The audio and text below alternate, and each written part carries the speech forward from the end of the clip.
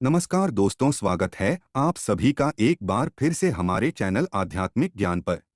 नमस्कार दोस्तों, जय माता दी। दोस्तों, नवरात्रि का महापर्व बहुत ही शुभ और मंगलकारी माना जाता है। नवरात्रि के पूरे 9 दिन गंगा जल की हर एक बूंद की तरह पवित्र माने जाते हैं। ये शुभ समय भक्तों के जीवन में खुशियों की सौगात लेकर आता है। दोस्तों, आपको बता दें, 2023 में इस साल मां दुर्गा हाथी पर सवार होकर पृथ्वी लोक में पधारेंगी। शास्त्रों में वर्णित है कि तथा मान्यताओं के अनुसार अगर शारदीय नवरात्रि पर यदि मां दुर्गा का आगमन उनकी बहन सिंह पर नहीं बल्कि हाथी पर होगा, तो मान्यता है कि मां दुर्गा का हाथी पर सवार होकर आना बहुत ही शुभ और कल्याणकारी माना जाता है। जीवन सुखमय हो जाता है, भक्ति का भरपूर लाभ भक्तजनों को मिलता है। दोस्तों, इस बार नवरात्रि पूरे 9 दिनों तक मनाई जाएगी, ना एक भी दिन कम ना ज्यादा, पूरे 9 दिनों तक मनाई जाएगी। मां शेरों वाली की विशेष रूप से पूजा आराधना की जाएगी। शारदीय नवरात्रि का महापर्व भी इस बार 2023 में 15 अक्टूबर दिन रविवार से शुरू होकर 23 अक्टूबर सोमवार के दिन समाप्त होंगे। ऐसे में शारदीय नवरात्रि पर मां दुर्गा की कृपा पाने के लिए कलश स्थापना का शुभ मुहूर्त है। 15 अक्टूबर को दिन में 11:44 से दोपहर 12:30 तक कलश स्थापना का शुभ मुहूर्त रहेगा। मुहूर्त में की गई पूजा बहुत ही शुभ मानी जाती है। इससे समस्त देवी देवताओं की कृपा प्राप्त होती है और पूजा पाठ का फल कई लाख गुना प्राप्त होता है। ऐसे में जो व्यक्ति नवरात्र आने से पहले घर से ये चीजें हटा देता है, तो उसके घर में मां वैष्णो का होगा आगमन, मां लक्ष्मी का होगा वास, मां शेरों वाली आपकी झोली खुशियों से भर देंगी। इसीलिए नवरात्र आने से पहले घर से ये चीजें फौरन हटा दें। दोस्तों, आज हम कुछ ऐसी ही गलतियों के बारे में जानेंगे जो अगर आपके घर में भी होती है तो मां लक्ष्मी कभी नहीं करती ऐसे घर में प्रवेश। फिर चाहे आप कितनी ही पूजा पाठ कर लो, मां लक्ष्मी ऐसे घर में कभी नहीं आती। ऐसे घर से देवी देवता भी हमेशा रहती हैं नाराज। दोस्तों, पूरी जानकारी को देखने के लिए इस वीडियो को अंत तक जरूर देखें। सच्ची श्रद्धा से कमेंट बॉक्स में लिखें हर हर महादेव, ओम नमः शिवाय। महादेव के लिए एक लायक तो बनता है। दोस्तों, सबसे पहले नवरात्रि के पहले कि मंदिर की अच्छी तरह से साफ सफाई कर ले। मंदिर के अंदर अगर पुरानी मालाएं हैं, टूटी फूटी मूर्तियां हैं, उसके साथ ही खाली माचिस के डिब्बे रखे हुए हैं, तो उन्हें बाहर फेंक दे तथा टूटी मूर्ति को किसी नदी में प्रवाहित कर दें। घर में छोटे बच्चों को नवरात्रि का व्रत नहीं रखना चाहिए, इससे उनकी जान को खतरा हो सकता है, क्योंकि इस व्रत में शरीर को अधिक शक्ति की जरूरत होती है। माता शेरोवाली की तस्वीर अगर कांच के फ्रेम की है और वो कांच हल्की सी भी अगर टूटी हुई हो, तो ऐसी कांच को बदल वाले या ऐसी तस्वीर को जल में विसर्जित कर दें। टूटी मूर्ति की पूजा करने से, टूटी तस्वीर की पूजा करने से आपकी श्रद्धा भक्ति व्रत आदि सब टूट जाता है, आपका व्रत खंडित हो जाता है। दोस्तों, नवरात्रि के 9 दिन बहुत ही पवित्र होते हैं। नवरात्रि के इन 9 दिनों में आचार विचार और घर को साफ सुथरा और पवित्र रखना अति आवश्यक है। इसीलिए नवरात्रि के 9 दिनों में ब्रह्मचर्य का पालन किया जाता है और तामसिक भोजन ग्रहण नहीं किया जाता। नवरात्रि के 9 दिनों में माता रानी के भक्तों को प्याज, लहसुन, मांस, मदिरा और अंडे से दूर रहना चाहिए। अधिकतर भक्त इन नियमों का पालन भी करते हैं, लेकिन वो एक गलती कर बैठते हैं। वो नवरात्रि के 9 दिनों में अपने घर इन चीजों को रख लेते हैं। ऐसा भूल कर भी नहीं करना चाहिए। भागवत पुराण के अनुसार नवरात्रि के 9 दिनों तक माता रानी अपने भक्तों के घर में वास करती है। अगर आप भी चाहते हैं कि माता रानी आपके घर में वास करें,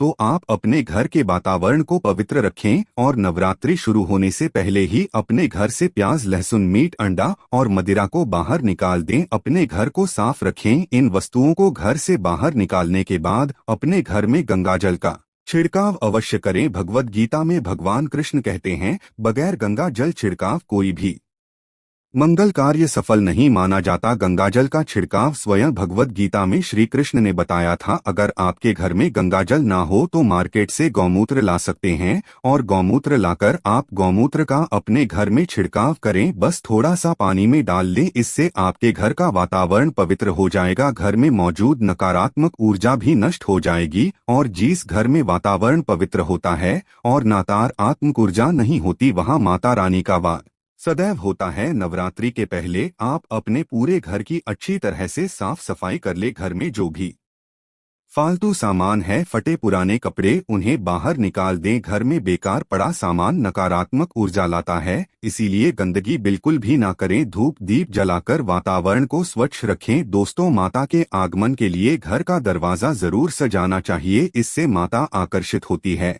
और घर के द्वार में प्रवेश करती है। माँ के आगमन के लिए द्वार को फूलों से सजाना चाहिए। दोस्तों, कई लोग ऐसे हैं जो माता रानी की चौकी कागज बिछाकर बनाते हैं, जो कि बिल्कुल गलत माना गया है। माता की चौकी के लिए आप नीचे लाल कपड़ा ही बिछाएं, काला कपड़ा और सफेद कपड़ा भूलकर भी नहीं बिछाना चाहिए। ध्यान रखें, कपड़ा फटा भी नहीं होना चाहिए। दोस्तों, अगर आपके घर में देवी देवताओं की खंडित मूर्तियां या फटा हुआ चित्र अगर हो तो उसे किसी पवित्र नदी में विसर्जित कर दी, क्योंकि ऐसी मूर्तियां और चित्र दुर्भाग्य लाती है। देवी देवताओं की खंडित मूर्ति की पूजन ना करें और ना ही उन्हें घर में रखें, क्योंकि उन्हें घर में रखना बुरा माना जाता है। दोस्तों, वहीं अधिकतर लोग अपनी छत पर या अपने घर के मुख्य दरवाजे के आसपास कबाड़ इकट्ठा कर देते हैं। ऐसा करना अशुभ माना जाता है। अगर आपने भी अपने घर में घर के मुख्य दरवाजे पर या छत पर या फिर खासकर घर के उत्तर दिशा में कबाड़ इकट्ठा कर दिया है तो नवरात्रि शुरू होने से पहले उस कबाड़ को घर से बस यही निकाल दें। दोस्तों, यदि आपके घर कोई भी बंद घड़ी है तो नवरात्रि शुरू होने से पहले उसे अपने घर से हटा दें और नई गाड़ी ले आए या उसकी मरम्मत करवा लें। गली को प्रगति का प्रतीक माना जाता है। बंद घड़ी समय से पीछे चलने वाली हमारी प्रगति में बाधा डालती है, इसीलिए नवरात्रि शुरू होने से पहले ही आप बंद घड़ी को घर से बाहर निकाल दें। दोस्तों, अगर आपके घर के मंदिर में किसी भी तरह का कोई फालतू सामान रखा है, जैसे कि सड़े गले फूल, अगरबत्ती, धूपबत्ती के डिब्बे या माचिस आदि के डिब्बे या कोई भी खाली पैकेट मंदिर में ना रखें, या फिर कोई फटी पुरानी धार्मिक पुस्तक या भगवान की कोई भी पुराने कपड़े जो फट गए या मुकुट माला जो खराब हो गई है, तो उन्हें आप जितना जल्दी हो सके अपने मंदिर से हटा दें। नवरात्रि से पहले आप अपने मंदिर की और मंदिर के आसपास की साफ सफाई अवश्य ही करें, तभी माता रानी की चौकी स्थापित करें। इसके साथ ही आप अपने धन रखने के स्थान की सफाई भी अवश्य करें, क्योंकि नवरात्रि के दौरान मां लक्ष्मी भी गृह प्रवेश करती है। धन रखने के स्थान पर किसी भी तरह का कोई भी फालतू सामान, टूटा हुआ सामान ना रखें। धन रखने के स्थान को मंदिर की तरह ही साफ रखें।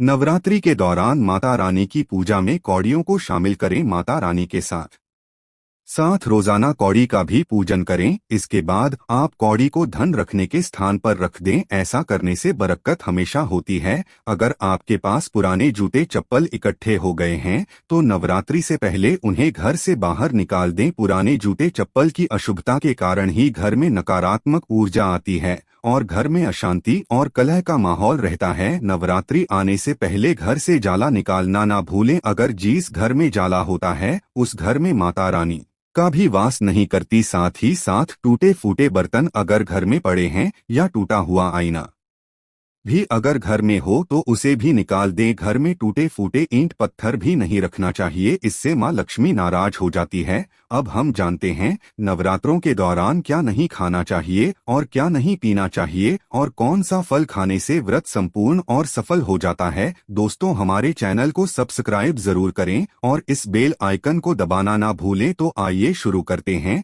दोस्तों, नवरात्रि के दिन सेब जरूर खाना चाहिए। शास्त्रों में बताया जाता है कि भगवान के भोग में सेब आदि जरूर अर्पित किया जाता है। अगर आपका व्रत है तो आपको सेब जरूर खाना चाहिए। केला, पपीता, तरबूज और मीठे अंगूर जरूर खाना चाहिए। इन फलों से व्रतधारी को शक्ति मिलती है और व्रत संपूर्ण हो जाता है। शास्त्रों में बताया जाता है कि नवरात्रों के दिनों में सीताफल जरूर खाना चाहिए। सीताफल खाने से 10 ऐसी बीमारियां हैं जो खत्म हो जाती हैं। माना जाता है कि नवरात्रों के दिनों में सीताफल का घर में प्रवेश होना बड़ा ही शुभ माना गया है। सीताफल खाने से नवरात्रि का व्रत सफल हो जाता है, क्योंकि इसमें माता सीता का आशीर्वाद मिला हुआ होता है। नवरात्रि के दौरान इसे जो भी खाता है उसे दुखों का सामना नहीं करना पड़ता। सीताफल आपको जरूर खाना चाहिए। दोस्तों, नवरात्रों में व्रतधारी को डब्बाबंद लस्सी, डिब्बाबंद जूस नहीं पीना चाहिए। उसमें कई केमिकल मिले होते हैं जिसके कारण आपका व्रत टूट सकता है।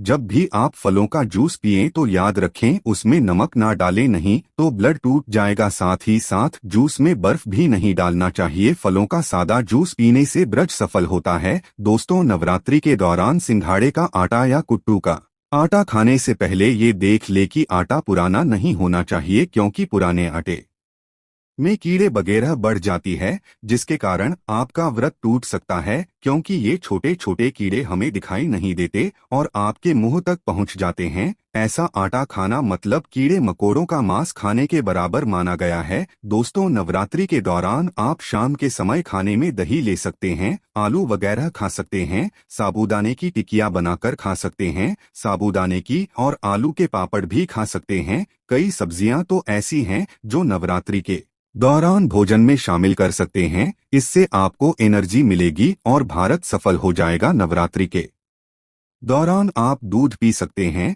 जो आपको ताकत देगा। चाय वगैरह भी पी सकते हैं, लेकिन याद रहे उसमें नमक न डालें। एक बात का ध्यान रहे, व्रतधारी को पेट भर खाना यानी गले तक भोजन नहीं करना चाहिए, नहीं तो व्रत रखने का कोई भी फायदा नहीं होगा। थोड़ा थोड़ा खा सकते हैं। दोस्तों, नवरात्रि के 9 दिन आदि शक्ति माँ दुर्गा को समर्पित होते हैं। नवरात्रि के 9 दिन माता रानी के 9 अलग अलग स्वरूपों का पूजन किया जाता है। नवरात्रि के 9 दिनों में माता रानी को अलग अलग स्वरूप के हिसाब से अलग अलग भोग अर्पित किए जाते हैं। लेकिन क्या आप जानते हैं, कुछ ऐसी वस्तु है जिन्हें नवरात्रि के दौरान भूलकर भी माता रानी को अर्पित नहीं करना चाहिए। अगर इन वस्तुओं को आप गलती से भी माता रानी को अर्पित कर देते हैं तो आपको व्रत और पूजन का पूर्ण लाभ नहीं होगा। इसीलिए माता रानी की कृपा प्राप्त करने के लिए आपको ये जानना अति आवश्यक है कि वो कौन सी ऐसी वस्तु है जो माता रानी के पूजन में भूलकर भी इस्तेमाल नहीं करना चाहिए। तो आइए माँ का जयकारा लगाते हुए वीडियो को शुरू करते हैं।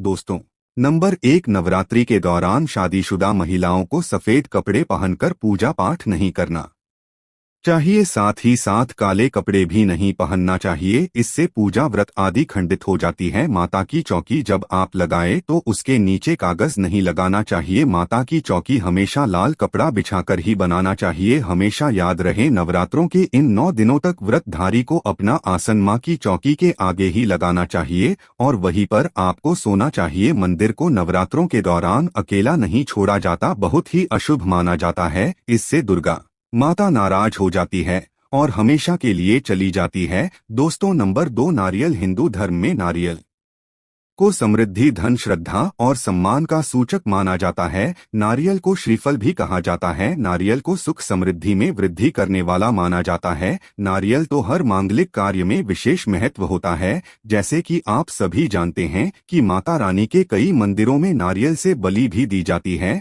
और माता रानी के पूजन में नारियल का इस्तेमाल हम सभी करते हैं। खासकर कलश की स्थापना नारियल रखकर ही की जाती है। माता रानी के पूजन में हम नारियल इस्तेमाल करते समय कुछ गलतियां कर बैठती है। दोस्तों, नारियल कई प्रकार के होते हैं। एक हरा, दूसरा सूखा जिसके अंदर पानी होता है। जिन्स नारियल के अंदर पानी होता है। माता रानी के पूजन में सदैव पानी वाला और जटा वाला नारियल ही इस्तेमाल करें। नारियल का पूर्ण होना चाहिए। नारियल चटका हुआ में टूटा हुआ नहीं होना चाहिए, क्योंकि साबुत नारियल ही पूर्ण और पवित्रता का प्रतीक होता है। साबुत नारियल ही सुख समृद्धि का प्रतीक होता है। साबुत नारियल को ही श्रीफल यानी कि माँ लक्ष्मी का फल कहा जाता है। नवरात्रि में माता रानी के कलश की स्थापना करते समय जटा वाला यानी पानी वाला नारियल ही कलश पर स्थापित करना चाहिए। साथ ही यह ध्यान रखना चाहिए कि नारियल को सदैव कलश के ऊपर लिटाकर रखना चाहिए। घट स्थापना करते समय कभी भी नारियल को खड़ा करके नहीं रखा जाता। नारियल को सदैव लेटाकर कलश के ऊपर रखा जाता है। साथ ही नारियल को स्थापित करने से पहले आप नारियल को लाल कपड़े में लपेटकर उस पर और फिर लाल चुनरी उड़ाकर आप नारियल को कलश के ऊपर स्थापित करें। शास्त्रों के अनुसार कलश के ऊपर जब सही तरीके से नारियल रखा जाता है और सही प्रकार का नारियल रखा जाता है, तभी ही व्रत और पूजन का पूर्ण फल प्राप्त होता है। ये भी ध्यान रहे कि महिलाएं माता रानी को नारियल अर्पित तो कर सकती है, लेकिन कभी भी माता रानी के सामने नारियल को भूलकर भी ना तोड़ें, क्योंकि नारियल बीज रूप होता है और स्त्रियां बीज रूप से ही शिशु को जन्म देती है। इसीलिए कभी भी महिलाओं को नारियल नहीं तोड़ना चाहिए। दोस्तों, नंबर 3, लौंग। लौंग हम सभी माता रानी के पूजन में इस्तेमाल करते हैं, लेकिन लौंग का इस्तेमाल करते समय एक बहुत बड़ी गलती कर बैठती हैं। हमेशा ध्यान रखना चाहिए कि माता रानी को सदैव फूल वाली लौंग ही अर्पित करना चाहिए। जिस लौंग के ऊपर फूल नहीं होता या फिर जिस लौंग के पीछे लकड़ी की डंडी नहीं होती उसको आप माता रानी के पूजन में भूल कर भी इस्तेमाल ना करें। फूल वाले लोगों को ही पुण्य माना जाता है और माता रानी के पूजन में कोई भी अपूर्ण वस्तु, कोई भी खराब वस्तु या टूटे हुए अक्षत इस्तेमाल नहीं करना चाहिए। इसीलिए सदैव माता रानी के पूजन में फूल वाली लौंग का ही इस्तेमाल करें। दोस्तों, नंबर 4, तुलसी के पत्ते अर्पित नहीं करने चाहिए। माँ दुर्गा के पूजन में तुलसी पत्र का इस्तेमाल करना वर्जित माना जाता है। तुलसी पत्र के अलावा मामला भी माता रानी को अर्पित नहीं करना चाहिए और दुर्गा भी माता रानी को अर्पित नहीं करना चाहिए। दुर्वा भगवान श्री गणेश को अति प्रिय है। नवरात्रि में आप भगवान गणेश को दूर्वा अर्पित कर सकते हैं। भगवान विष्णु जी को तुलसी के पत्ते अवश्य अर्पित कर सकते हैं, लेकिन माता रानी को भूलकर भी तुलसी के पत्ते या दूर्वा अर्पित न करें। माता रानी को सफेद फूल भी अर्पित न करें। माता रानी को सदैव लाल रंग के फूल अर्पित करने चाहिए। लाल रंग के फूल माता रानी को अति प्रिय है। खासकर माता को गुड़हल और कमल के फूल अति प्रिय है। शास्त्रों में बताया जाता है कि घर में माता रानी की 2 या 3 मूर्तियां या फोटो नहीं होने चाहिए। इस बात का भी आप विशेष ध्यान रखें कि माता रानी के पूजन में कोई भी खंडित चीज इस्तेमाल ना करें। पंडित चीज जैसे कि चटका हुआ या टूटा हुआ दीपक या फिर अटका हुआ कोई बर्तन। साथ ही ये भी ध्यान रहे कि लोहे के और प्लास्टिक के बर्तन आप माता रानी के पूजन में इस्तेमाल ना करें, क्योंकि प्लास्टिक के चाइनीज बर्तन हड्डियों के पाउडर से मिलकर बनते हैं। ऐसा ना करें। ऐसे बर्तनों को माता रानी के पूजन से सदैव दूर रखें। माता रानी को जो पुष्प अर्पित कर रही है उन्हें सूंघे नहीं। सुनते हुए फूल या गिरे हुए फूल या फिर मुरझाए हुए फूल माता को अर्पित ना। दोस्त, नवरात्रि के अष्टमी और नवमी तिथि पर कन्या पूजन का विधान है। 2023 में इस बार महाअष्टमी तिथि 29 मार्च यानी कि बुधवार को है और नवमी तिथि 30 मार्च दिन गुरुवार को है। ऐसे में आप अष्टमी और नवमी को इन दोनों तिथियों में कन्या पूजन अवश्य ही करें। शास्त्रों में 9 दिनों के नवरात्रि को बहुत ही शुभ और मंगलकारी माना जाता है और वही 8 दिनों की नवरात्रि को अच्छा नहीं माना जाता। ऐसे में 10 दिनों की नवरात्रि बहुत ही शुभ मानी गई है। शास्त्रों के अनुसार नवरात्रि के दिनों में माता रानी का पूजन करने से, कन्या पूजन करने से माँ अभय वरदान प्रदान करती है। श्रीधर की तरह सच्चे हृदय कोमल वाले व्यक्ति के सभी कष्टों का निवारण माँ शीघ्र ही करती है। माँ की उपासना से विनम्रता का विकास होता है। सभी कष्ट, दरिद्रता, दुख कष्ट नष्ट हो जाते हैं। नवरात्रि में माता रानी का व्रत और पूजन किया जाता है, लेकिन नवरात्रि के दौरान सबसे ज्यादा महत्व होता है कन्या पूजन का। दोस्तों, माना जाता है व्रत और उपासना से माता रानी इतना प्रसन्न नहीं होती है जितना कि कन्या पूजन से होती है। नवरात्रि में छोटी छोटी कन्याओं को माता रानी का स्वरूप माना जाता है। कन्याओं को भोग लगाया जाता है, उन्हें प्रसन्न किया जाता है और बदले में आशीर्वाद मांगा जाता है। कन्याओं को प्रसन्न करने के लिए गिफ्ट आदि उपहार वगैरह दिए जाते हैं। माना जाता है अगर कन्या को कोई भेंट दी जाए और वो उसे खुशी खुशी स्वीकार कर ले तो इसका मतलब है माता रानी अर्थात माता वैष्णो ने वो भेंट स्वीकार कर ली। जिन पर कन्याएं प्रसन्न होती है तो समझो उन्हें माता रानी का आशीर्वाद मिल गया और माता रानी की कृपा से उन्हें मुहमांगा वरदान प्राप्त होता है। नवरात्रि में 2 साल से लेकर 10 साल तक की कन्या का पूजन होना चाहिए। अष्टमी अथवा नवमी को कन्याओं के पैर धोकर भोजन कराना, उपहार आदि देना श्रेष्ठ माना जाता है।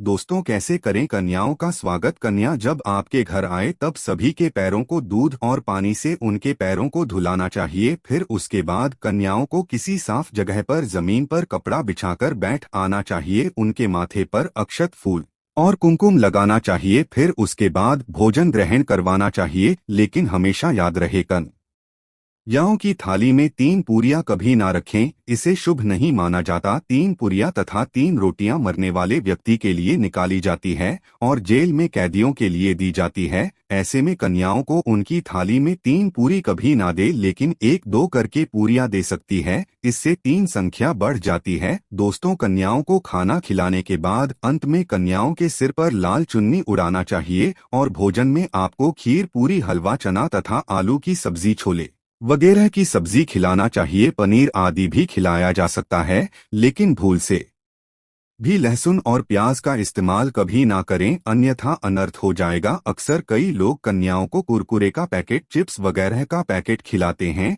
जो कि घोर अनर्थ माना जाता है, क्योंकि इसमें लहसुन प्याज का इस्तेमाल होता है, जिसके कारण आपका व्रत खंडित हो सकता है। माँ दुर्गा क्रोधित हो सकती है। जहां आपने 9 दिनों तक लहसुन प्याज का परहेज किया, लेकिन आपकी एक गलती पूरे व्रत को खंडित कर सकती है। कन्या को डब्बाबंद कोई भी ऐसी चीजें ना खिलाएं जिसमें लहसुन प्याज होता है। कई चीजें तो ऐसी होती हैं मार्केट में जिसके अंदर लहसुन प्याज का इस्तेमाल होता है। ऐसा आप कभी मत करना दोस्तों। कई लोग कन्या पूजन में खाना घर पर नहीं बनाते और मार्केट से रेडीमेड लाकर ही खिलाते हैं तथा दही जलेबी खिलाते हैं, जो कि शुभ नहीं माना जाता। भले ही आप दही जलेबी खिला सकते हैं, परंतु माता को घर का बना हुआ शुद्ध भोजन ही अति प्रिय है। खासकर नवरात्रों के दौरान घर में पक्का खाना अवश्य बनाना चाहिए। माता रानी बहुत प्रसन्न होती है। घर का बना पक्का खाना ही कन्या को खिलाना चाहिए। हमेशा याद रखें, कन्याओं को प्लास्टिक के बने दोने में खाना नहीं खिलाना चाहिए।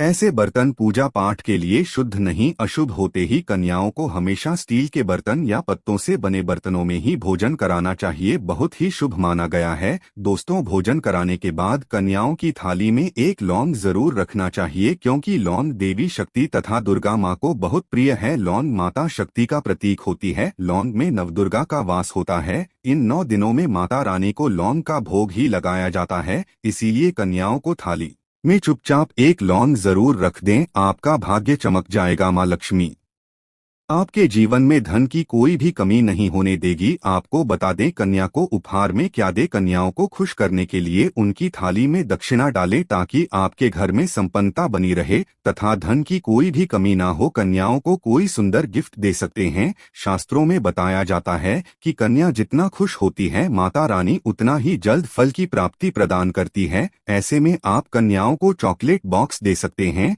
तथा खूबसूरत कपड़े दे सकते हैं। याद रहे, काले कपड़े ना दे और स्टील के बर्तन भी गिफ्ट के तौर पर दे सकते हैं।